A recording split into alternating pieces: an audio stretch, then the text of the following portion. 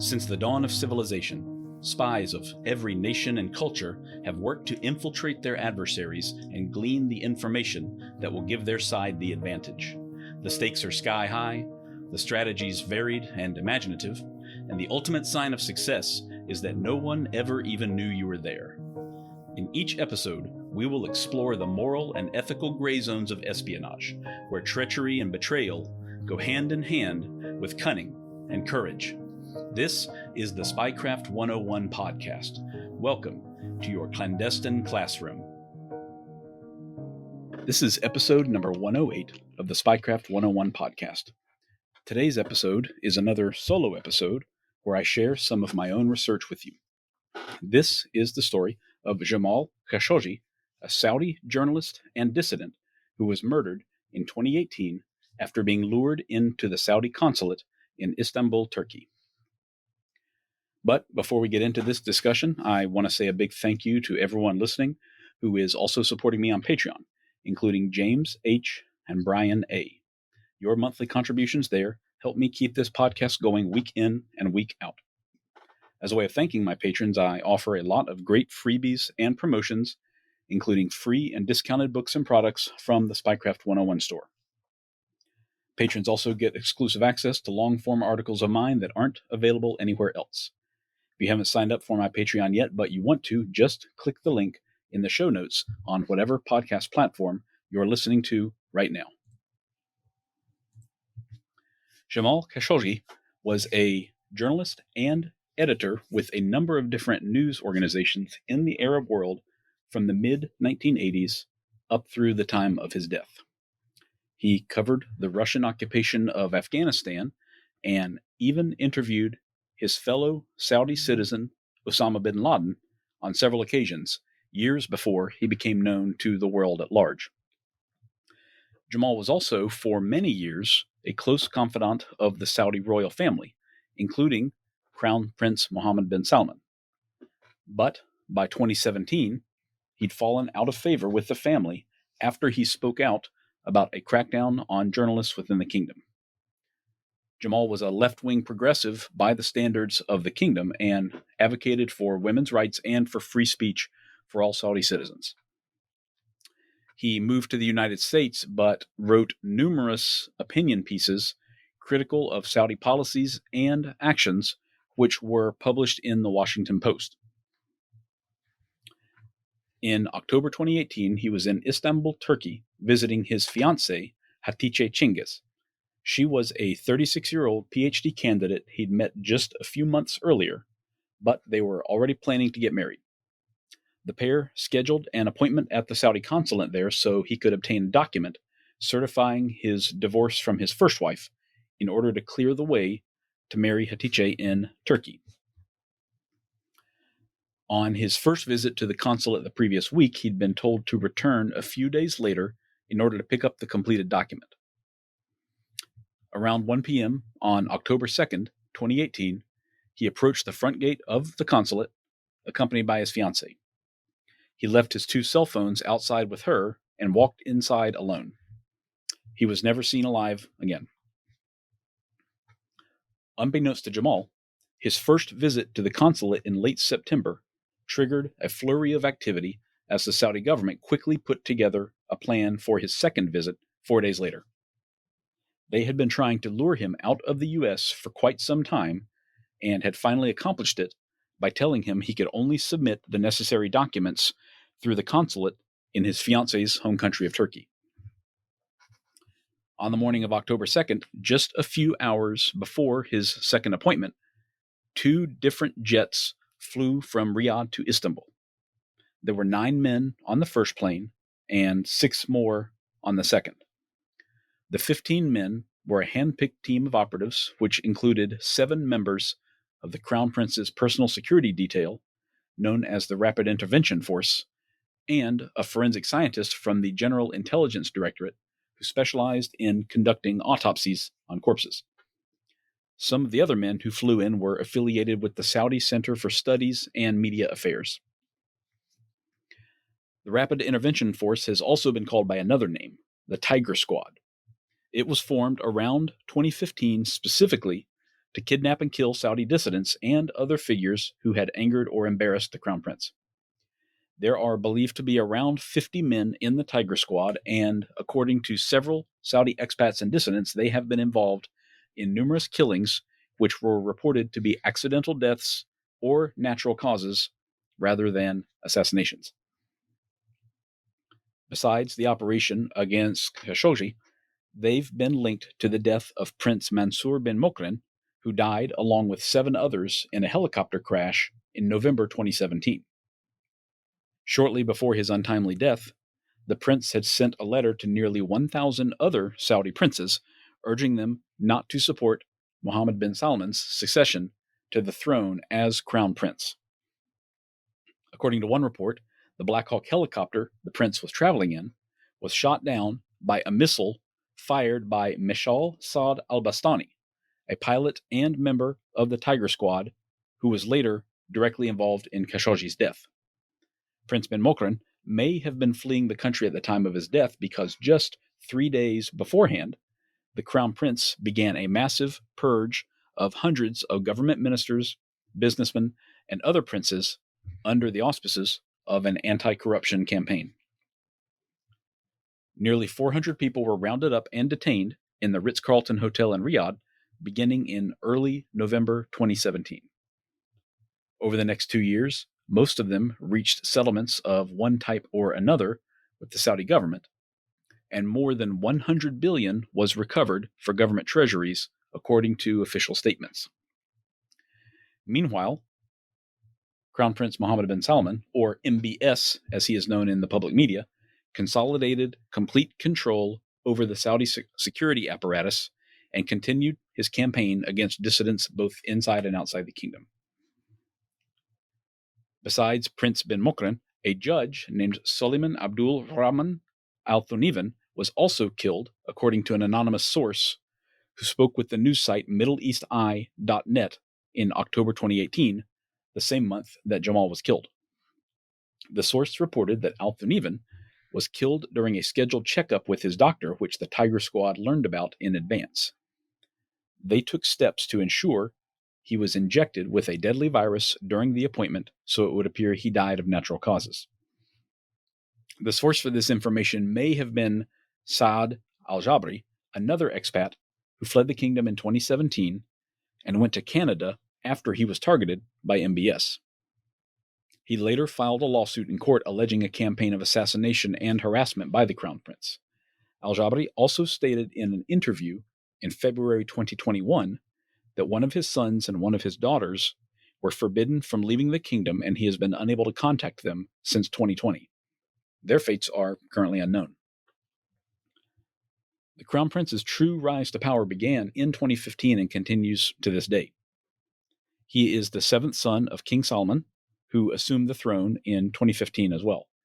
MBS has held several positions of power within the monarchy, and since 2022 has not only been the crown prince, but the prime minister of Saudi Arabia as well. His personal net worth is estimated to be around $25 billion. He's made significant moves on the international stage, most recently restoring diplomatic relations with Iran, which has been a major enemy of the kingdom for many years. He's also enacted some seemingly progressive reforms in the country, but still clearly rules with an iron fist and is not at all opposed to killing his enemies or anyone who threatens him. And in late 2017, Jamal Khashoggi moved from friend to foe in the eyes of MBS. Back at the Saudi consulate in Istanbul in 2018, there were a number of local Turkish citizens employed inside besides the Saudi government employees themselves, as is common for consulates and embassies all over the world. All the Turks were given the afternoon off unexpectedly and went home just before Jamal's scheduled appointment. They were told that an important delegation was arriving for meetings that afternoon, and they didn't need any further encouragement to take the rest of the day off for themselves. So by the time Jamal walked inside, only a small crew of ultra-loyal Saudi officials and killers were inside waiting for him. Just a few minutes after he entered the Consul General's office, two of the newly arrived security men grabbed him and dragged him from the room. He was taken to another room and held down while at least a few of his fingers were cut off. It's been speculated that the fingers were kept as a trophy to take back to Saudi Arabia for presentation to the Crown Prince. After that, he was given some sort of sedative which rendered him unconscious, most likely morphine. He was then taken to a third room and laid on top of a table where he was killed and his body dismembered by the forensic scientist who was sent all the way from Saudi Arabia just for this purpose. From the moment he was grabbed, Jamal survived just approximately 7 more minutes. Then, one of the Saudi operatives named Mustafa al-Madani put on some of Jamal's clothing and donned a wig and fake beard. He was of similar height, age, and weight as Jamal, so from a distance, he looked very similar. He left the consulate's rear entrance and appeared on camera as a means of creating a false alibi for everyone inside. He walked to the Blue Mosque where he went into a bathroom and changed into his regular clothing again before returning. How do we know all of this?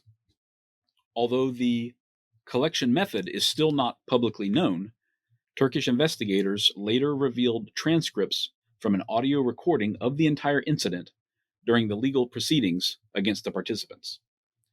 There are several theories as to how they obtained the audio.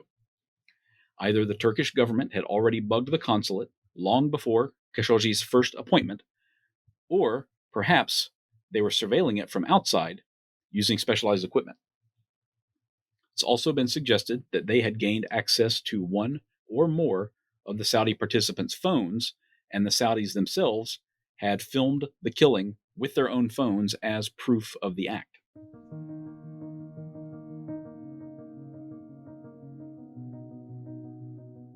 Every day, you're under attack, whether you realize it or not. Your digital devices contain your entire life, your finances, your conversations with friends and family, your interests, and even your movements. And all of that is vulnerable to an ever-expanding class of criminals, scam artists, hackers, and even governments. You don't want to leave your data security entirely in the hands of your ISP, or anyone else for that matter. It's up to you to protect yourself using a multi-layered defense strategy. Silent offers you the protection you need to keep your data and devices secure from wireless threats. Their multi-shield technology blocks cellular signals, GPS, Wi-Fi, Bluetooth, EMP, RFID, NFC, and more. Silent's lineup includes everything from signal-blocking wallets all the way up to 40 cubic liter Faraday duffel bags. When you're geared up with Silent, you'll be truly disconnected, undetectable, untraceable, and unhackable. And you can now use the discount code SPYCRAFT101 to save 10% off your order from Silent. Find them at slnt.com. That's slnt.com.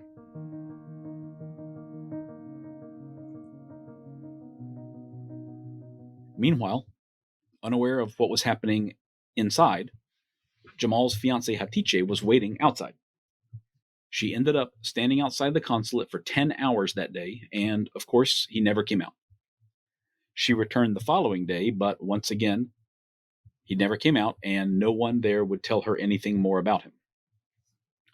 Only that he had left from the rear entrance of the consulate the day prior, shortly after his appointment. The Saudis presumably thought they'd committed the perfect crime, since the consulate is legally considered Saudi territory, and they'd taken steps to ensure Jamal's body wouldn't be found. But apparently, they had not taken into account Turkish President Erdogan. Erdogan had known Khashoggi well and had been amenable to his desire to start a TV news station in Istanbul soon. Just 3 days after he was killed, Erdogan was briefed by his intelligence personnel that they had incontrovertible evidence that he died inside the consulate. Erdogan's staff initially reached out to the Saudi government, but were stonewalled. So he soon initiated a criminal investigation and then announced to the media that his office had evidence of Jamal's violent death. This put the Saudis in a very tenuous position. There was security camera footage of Khashoggi walking into the consulate for his appointment, but he couldn't be located anywhere. And the doppelganger agent who left the consulate in his clothing had already been identified in the media as well. Over time, with increasing media coverage of his disappearance, the official story changed. Journalists around the world got wind that one of their own might have been killed, specifically for publishing articles critical of his own country's leadership. So a tremendous number of questions were being asked by many outlets in Turkey, Saudi Arabia, and the United States. The Saudis announced that he had died during a fist fight with officials inside the consulate, and later that he'd suffocated while in a chokehold. But they didn't release his body because they had destroyed it to get rid of the evidence. There are several different theories as to how his remains were disposed of. Some reports indicate it was cut to pieces and transported out of the consulate in a black van not long after he was killed, to be scattered where it would never be recovered. Others believe it was dissolved in acid inside the consulate, or possibly burnt to ash in an oven over a period of 3 days. Regardless of what method was used, none of his remains have been recovered to date. The Tiger Squad wasn't the only organization involved in the hunt for Jamal either. There was another player as well, one that wasn't Saudi at all, but Israeli.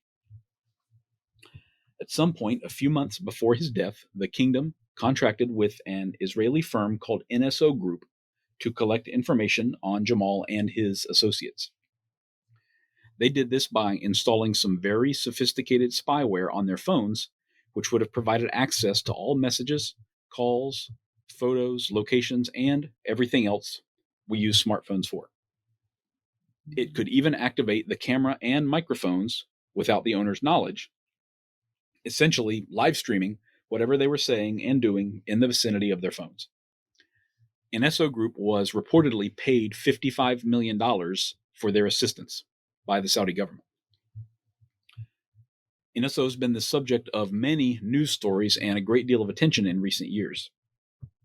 The firm has close ties to the Israeli government, probably not surprising, and has sold its flagship software called Pegasus to many foreign customers.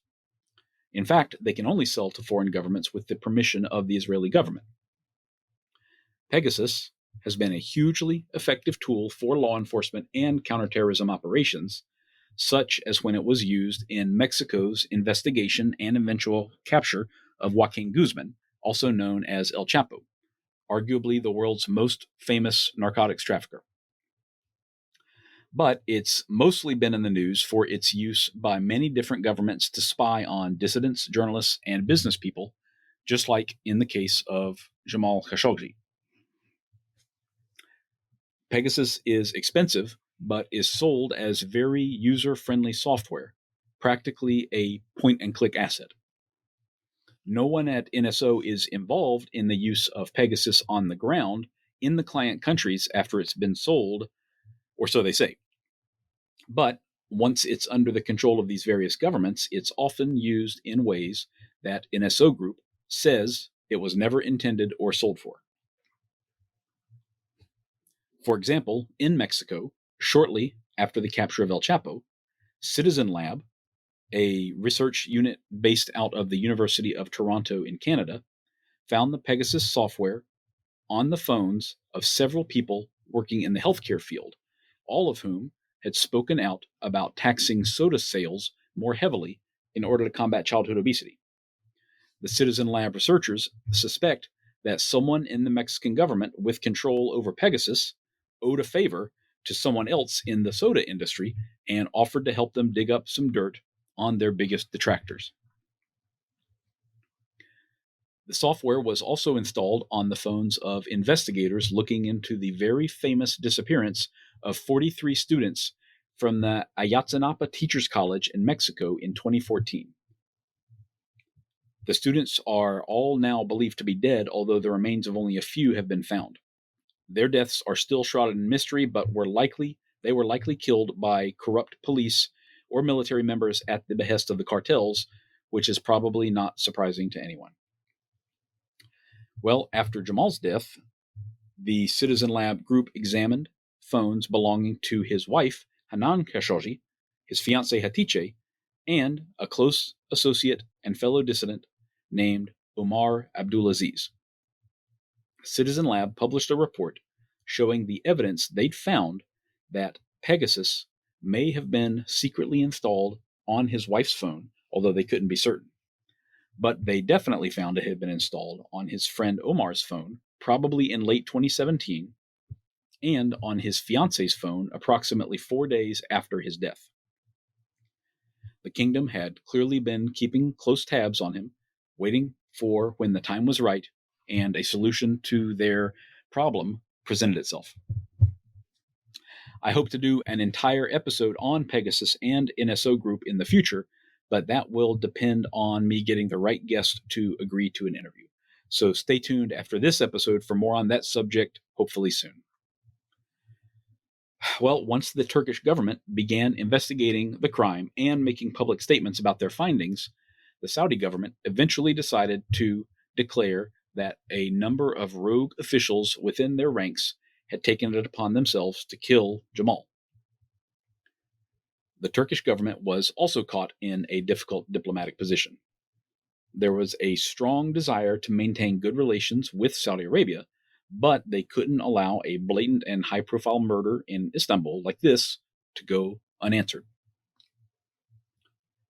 In late 2019, over a year after his death, and still under immense international pressure, the kingdom put 11 suspects on trial for his murder, under the premise they'd acted without the permission or knowledge of the crown prince. 5 men were sentenced to death, 3 received prison sentences, and 3 others were exonerated and released.